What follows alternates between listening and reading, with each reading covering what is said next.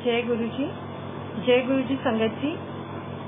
नमस्ते आप सबको एंड मेरे प्यारे प्यारे गुरु जी की संगत को भी मेरा प्रणाम, मेरे प्यारे गुरु जी को भी मेरा प्रणाम। ये मेरा तीसरा लाइव वीडियो है एंड इसकी शुरुआत तो मैं यही कह के स्टार्ट करूंगी कि जब आप गुरु जी के साथ जुड़े होते हैं तो आपका पूरा लाइफ ही एक सत्संग होता है।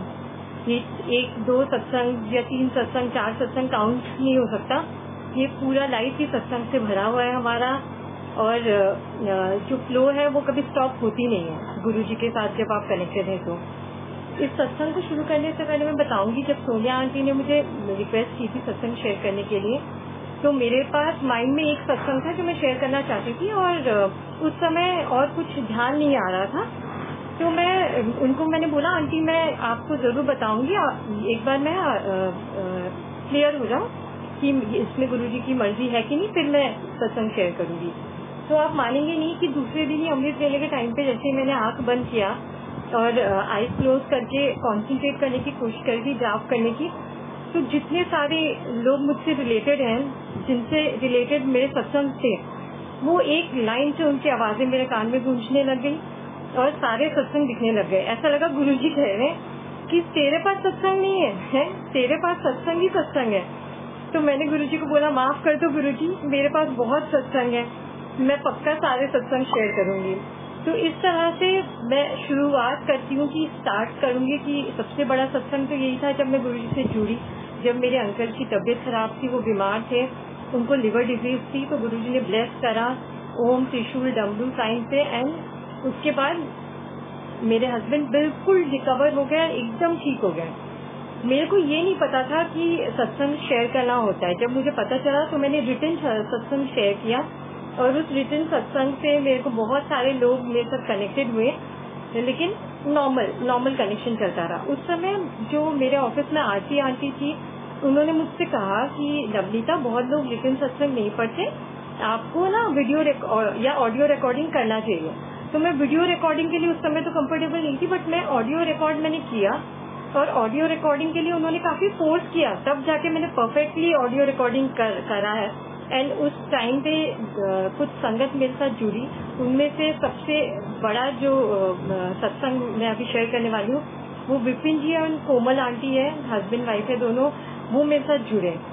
विपिन जी को उस समय सेम लिवर डिजीज हुई जो मेरे हस्बैंड को, मेरे अंकल को थी, एंड उनको भी हॉस्पिटल में डॉक्टर ने ये बोल दिया था कि ये ट्रांसप्लांट के बिना ठीक नहीं हो सकता, ये डिजीज आपका नहीं ठीक हो सकता। वो बहुत दुखी थे, वो दोनों हस्बैंड वाइफ रो रहे थे और वो हॉस्पिटल से सीधा गुरुजी के मंदिर जा रहे थे। और वो अभी भी जब बताते हैं ना मुझे, तो मेरे रोंगटे खड़े हो जाते हैं कि जब वो मंदिर के रास्ते थे तो उनके साथ ही 3 और संगत थी जिनको उन्होंने लिफ्ट दिया, एंड वो बार बार कोई शब्द गुरुजी का बजाने की कोशिश कर रहे थे गाड़ी में, बट बज ही नहीं रहा था।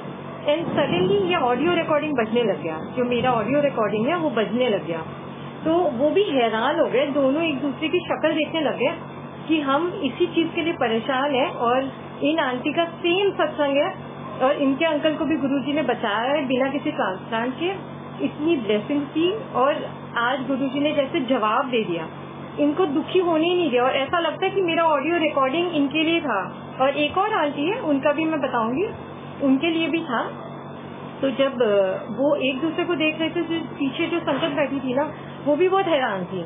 वो संगत को भी ऐसा लग रहा था कि ये जो आपस में बात कर रहे हैं दोनों जैसे एक दूसरे को देख रहे थे, उनको समझ आ गया था। फिर उन्होंने पीछे बैठी हुई संगत को भी सारी चीज एक्सप्लेन किया, बताया कि देखिए हम अभी हॉस्पिटल से आ रहे हैं, हम इतने दुखी हैं, हमारे आ रहे हैं कि अभी क्या होगा, गुरुजी के रास्ते आ रहे हैं, तो गुरुजी ने हमें आंसर कैसे दिया है इन आंटी के थ्रू। तो ऐसे संगत कनेक्ट होते हैं गुरुजी के और ऐसे गुरुजी हम सबको ब्लेसिंग्स देते हैं। एंड कोमल आंटी और विपिन अंकल जो है, उनके साथ जब मेरा जो रिश्ता था वो वही खत्म नहीं हुआ, उसके बाद भी हम टच में थे, हम एक दूसरे से बातचीत करते रहते थे, लेकिन हम मिले नहीं थे। तो अभी जो ये लॉकडाउन पीरियड आया, उस समय मेरे अंकल को कुछ इंजेक्शन लगते हैं, जो लॉकडाउन की वजह से जो लोग आते हैं घरों में मतलब इंजेक्शन लगाते हैं, वो लोग भी अवेलेबल नहीं थे, तो उनका वो लेवल डिप हो गया था। तो हमें समझ नहीं आ रहा था हमें किस हॉस्पिटल में ले जाऊं, क्योंकि उसके लिए तो मतलब इंजेक्शन 2-3 चढ़ा के शायद हॉस्पिटलाइज भी कर ले डॉक्टर्स, अब कोविड के टाइम पे तो कहाँ ले जाए समझ नहीं आता। वैसे वो ठीक थे, बस इंजेक्शन का था कि उनको लगवाना था एंड एम्स में लेके नहीं जाना चाहती थी। तो विपिन जी से मैंने बात की। विपिन जी ने मुझे बोला कि नवनीता आंटी मेरे भी कुछ प्रोसीजर्स हैं, शायद मुझे भी एक दिन के लिए हॉस्पिटलाइज होना पड़े, आप ILBS में जाइए, वो कोविड हॉस्पिटल भी नहीं है, वहाँ सब कुछ सेफ रहेगा। उनके थ्रू से मुझे उनके डॉक्टर का कॉन्टैक्ट मिला, मैं कोविड हॉस्पिटल में वहाँ गई, वहाँ पर वो बिल्कुल सब कुछ बढ़िया रहा। मेरे हस्बैंड को इंजेक्शन अंकल को लगे। उसी सेम हॉस्पिटल में दूसरे दिन विपिन जी आए, हम सेम हॉस्पिटल में एक साथ थे, गुरुजी के सत्संग कर रहे थे। सुबह हम आपस में बातचीत कर रहे थे, मैं अपने कुछ सत्संग कह रही थी, वो अपने सत्संग कह रहे थे, हम आपस में शेयर कर रहे थे। तो हमारी जो एक ही हॉस्पिटल में कितने और लोगों का कल्याण हो रहा था, सत्संग शेयर हो रहे थे। ये गुरुजी की माया है बिल्कुल ना, ये उनकी तरीका है सत्संग लोगों को जोड़ने का, सबका कल्याण करने का। इसी तरह से आगे फिर मैं एक और आंटी से जुड़ी, उस समय सविता अरोड़ा आंटी थी, तो उन्होंने मुझसे ये डिस्कशन किया था कि वो भी अपना चीज डिस्कस कर रही थी और मुझे बता रही थी कि नवनीता आंटी मेरे भी अंकल को ये प्रॉब्लम है, तो आप प्लीज एक बार मेरे को भी कुछ हेल्प कीजिए, कुछ बताइए। तो मैंने उनको भी 2-3 चीजें बताई, मैंने डिस्कशन किए, उनको काफी गाइड किया। तो मैं अपने ऑफिस के कॉरिडोर में जब बात कर रही थी, उनके साथ वॉक कर रही थी, तो कॉरिडोर में बात करते करते सडनली आरती आंटी पीछे से आई और मुझे कहती है कि नवनीता आंटी आपके पीछे पीछे गुरुजी। मैंने कहा यार क्या बात कर रहे हो, मेरे को तो सुन के बड़ा शॉकिंग हो रहा है, मेरे पीछे पीछे गुरुजी कैसे हो सकते हैं। तो कहते हैं आप जैसे घूम रहे हो ना चारों तरफ, तो एकदम से गुलाब की खुशबू पूरे कॉरिडोर में है। उनके अलावा एक और संगत थी, उनको भी खुशबू आ रही थी, बट मुझे नहीं आ रही थी। तो मुझे समझ नहीं आया कि ये मतलब ये भी गुरुजी की महिमा है। कभी कभी कहते हैं कि उनकी खुशबू साथ में 3 बंदे बैठे हो, 4 बंदे बैठे हो, एक को आएगी तो 3 को नहीं आएगी, तो कभी 3 को आएगी 1 को नहीं आएगी, ऐसे भी होता है। तो गुरुजी का ऐसा जो सत्संग है ना, वो चीज मतलब हमें समझ आना बहुत मुश्किल है। उनके जो प्लान है वो चीजें एकदम अलग है। एक और जो हमारा ये विपिन जी और कोमल आंटी का जो साथ है वो अभी तक भी है, और अभी भी मैं उनको भी कहती हूँ कि वो जरूर सत्संग शेयर करें। एक वैसे ही मेरा सत्संग है मेरी डॉटर सुहानी से रिलेटेड, कि मेरी डॉटर को एक ऑडिशन देना था, वो बहुत इम्पोर्टेंट ऑडिशन थे। तो उसका फर्स्ट राउंड जो था उसमें तो उसको नैना सॉन्ग मिला, जो वो बहुत अच्छे से उसने गाया, और वो उसको क्वार्टर फाइनल में गाना था। उसके सिंगिंग टीचर जो है ना, उन्होंने उसे गाना दिया लग जा गले। अब लग जा गले जो गाना है उसका इम्पोर्टेंस मुझे अच्छे से पता है कि वो कितना अच्छा सॉन्ग है, और उस सॉन्ग को गाना एक 8 साल के बच्चे की एबिलिटी में नहीं है। तो इसकी सिंगिंग टीचर ने जैसे ये सॉन्ग दिया, मैंने सुहानी को बोला मुझे सॉन्ग चेंज कराना पड़ेगा।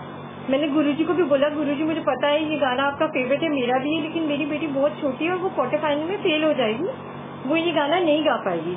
तो मैं उनके टीचर के पास भी गई ये बोलने, रिक्वेस्ट करने की आप प्लीज ये सॉन्ग चेंज कर दो। तो टीचर ने बोला मैं आज आपकी डॉटर को सिखा रही हूँ, आप सुनना, उसके बाद आप डिसाइड करना कि आप क्या करना चाहते हो। मैंने गुरुजी से दुआ किया कि गुरुजी अगर आप चाहोगे तो ही शायद वो गा सकेगी ये वाला गाना। उस लड़की ने एक ही दिन में इस सॉन्ग को ऐसे पिक किया ना, जो गुरुजी के ब्लेसिंग्स के बिना पॉसिबल नहीं है। एक छोटा बच्चा इस गाने को कभी इतने अच्छे से नहीं गा सकता जैसे सुहानी ने गाया और मुझे सुनाया। और सुहानी का यही गाना जब उसने क्वार्टर फाइनल में गाया ना, बहुत बड़े बड़े बच्चे थे वहाँ पर, तो जो जजेस है ना उन्होंने इसको बोला कि बेटा यही गाना इतने बड़े बड़े लोग भी गा के गए हैं, बट आपने जैसे गाया वैसे किसी ने नहीं गाया। अभी वो मेरे साथ ही बैठी है और मुझे डिस्टर्ब करने में लगी हुई है, तो मैं एक बार चाहूंगी कि 2 लाइनें वो गा के सुना दे कि कैसे गुरुजी ने उसकी वॉइस ब्लेस करी थी, वो सेमीफाइनल तक पहुंच गई थी ये गाना गा के। तो सुहानी एक बार ये सुनाए, सुना।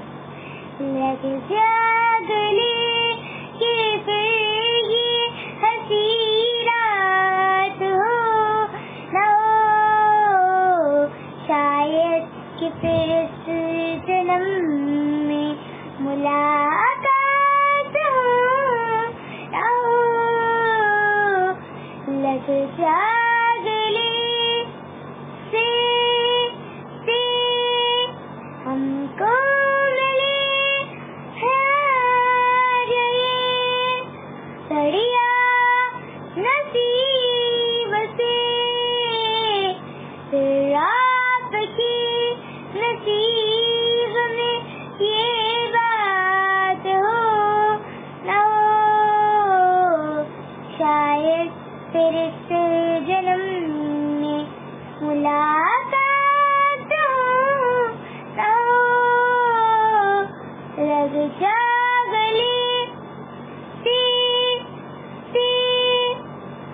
थैंक यू सुहानी। मैं आगे सत्संग कंटिन्यू करूंगी अपना।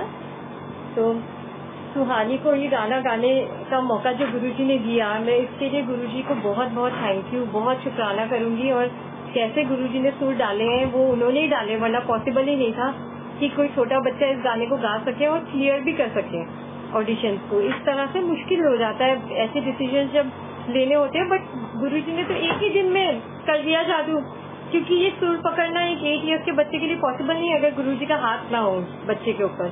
तो ये भी मेरा एक बहुत इम्पोर्टेंट सत्संग था जो मुझे शेयर करना था। और फिर एक मेरे अंदर हमेशा माइंड में रहता था जब से मैं गुरुजी से जुड़ी थी, पुरानी संगत नई संगत। मुझे हमेशा ये लगता था कि गुरुजी मैं आपसे इतना प्यार करती हूँ, आप मुझसे इतना प्यार करते हैं, और अगर इतना प्यार करते हैं तो मुझे तब क्यों नहीं बुलाया। ये शायद हम सारे नए संगत के मन में होता है कि गुरुजी हमें तब क्यों नहीं बुलाया, हमें क्यों नहीं अपने दर्शन दिए। मैं हमेशा सोचती थी कि वो पुरानी संगत ज्यादा ब्लेस्ड है और हम शायद इतने लायक नहीं है कि हमें गुरुजी बुला सकते थे, मतलब उस समय ऐसा थॉट प्रोसेस मेरे माइंड में चलता था। तो मैं सबसे पहले जो गुरुजी की पुरानी संगत है वो विशाल ओहरी अंकल है, उनसे मिली थी। और उससे पहले मैंने उनसे एक आध बार फोन पे बात किया था, लेकिन मुझे पता नहीं था विशाल ओहरी अंकल गुरुजी के संगत है। तो जिस दिन मुझे पता की संगत है तो मैं चाहती थी कि वो मुझे शेयर करे, जो सत्संग है उनका भी मुझे बताएं। तो उन्होंने अपना सत्संग मुझसे शेयर किया था, मैं यहाँ बताना चाहूंगी क्योंकि वो भी बहुत बड़ा सत्संग था। उन्होंने कहा था कि जब वो गुरुजी के पास गए थे तो उनको एक डिजीज था हाइपोग्लाइसेमिया, जिसमें आपका शुगर लेवल ड्रॉप होता रहता है। और उनको सारे डॉक्टर्स ने जवाब दे दिया था कि ये ठीक नहीं हो सकता, ये वाला आपका जो है it is not it can be cured, allopathy में इसका कोई ट्रीटमेंट नहीं है। तो जब वो लाइन में लगे हुए थे गुरुजी के पास, जब पहुंचे थे तो गुरुजी ने उनको उनके माइंड में चल रहा था कि उनको गुरुजी को बताना है नहीं बताना, वो श्योर नहीं थे। तो उन्होंने लेकिन फाइनली गुरुजी को बता दिया कि गुरुजी मेरे को ये दिक्कत है। तो गुरुजी ने बोला क्या दिक्कत है, फिर से पूछा। अंकल ने रिपीट किया।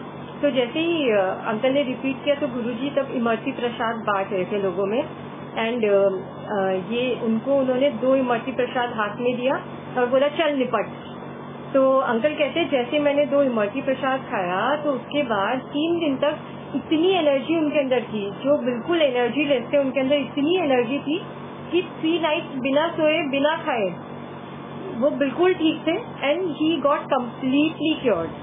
जिस डिजीज के लिए डॉक्टर्स ने बोला कभी ठीक नहीं हो सकता, कोई दवाई नहीं है, तो वो पूरी तरह से क्योर हो गया। अब विशाल ओहरी अंकल एक और चीज के लिए बहुत इम्पोर्टेंट है मेरी लाइफ में, कि मेरे माइंड में जो पुरानी नई संगत वाली चीज थी ना, मैंने उनके साथ तो मुझे कहते हैं कि गुरुजी से कितना प्यार करते हो आप। तो मैंने कहा मैं तो बहुत ज्यादा गुरुजी से प्यार करती हूँ, और मुझे हमेशा लगता है कि मुझे क्यों नहीं तब बुलाया जब मैं उनको देख पाती सामने से। और तो मुझे पता है गुरुजी इज ओमनी प्रेजेंट, वो हमेशा है हमारे पास, बट फिर भी फील होता है ना थोड़ा सा। तो मुझे कहते हैं कि आप नवनीता ज्यादा ब्लेस्ड हो। और उन्होंने ये भी बोला कि नई संगत जो है ना, उन्होंने गुरुजी को, ज्यादातर नई संगत ने गुरुजी को भगवान के रूप में ही समझा है, इस चीज की अंडरस्टैंडिंग रखी है। जो कि मैंने भी उनको क्लियरली बोल दिया कि मेरे लिए तो मेरे रब है, उनसे ऊपर कोई नहीं है। और ये फैक्ट है, भगवान के होने का जो एक एहसास है ना, वो मेरे गुरुजी ने ही मुझे दिया है, और बहुतों को दिया होगा। आई एम श्योर इतनी संगत जो आती है बहुतों को दिया होगा, उन्होंने मुझे भी दिया। एंड सिमिलरली विशाल अंकल ने कहा कि जब हम गुरुजी के पास जाते थे हम उनको गुरु के रूप में देखते थे, हमें धीरे तब इतना नहीं समझ आया, हमें अब ज्यादा समझ आता है। और आप लोगों को तो डे 1 से मतलब कनेक्ट होते ही थोड़े दिनों में ये एहसास हो जाता है कि Guruji is the ultimate, and actually Guruji is the ultimate, वो सबसे टॉप मोस्ट है फॉर मी, एंड उनके जैसा और कोई नहीं। एक और चीज जो गुरुजी हमने बाद में मुझे बहुत बार ये चीज मैंने सुनी है, जब मैंने वाक्या और ये सब फॉलो किया ना, तो ये बड़ी बार मेरे पास ये मैसेज आया, तो मुझे लगा I should share this message, कि जो सेवादार है ना, उनके लिए गुरुजी ने मैसेज दिया था कि उनको रूड नहीं होना चाहिए किसी के भी साथ। अगर उनको किसी को मना भी करना है ना, तो वो प्यार से मना कर सकते हैं। सेवादार होना बहुत मुश्किल काम होता है, बहुत आपको टायरलेस जॉब है, तो आप कभी कभी रूड हो जाते हो, वो नहीं होना चाहिए। बल्कि कभी कोई अगर अपने घर में भी सत्संग करता है, तो हम जैसे अपने घर में लोगों को बुलाते हैं तो हम खुद भी सेवा कर रहे होते, हमें भी किसी के साथ रूड नहीं होना।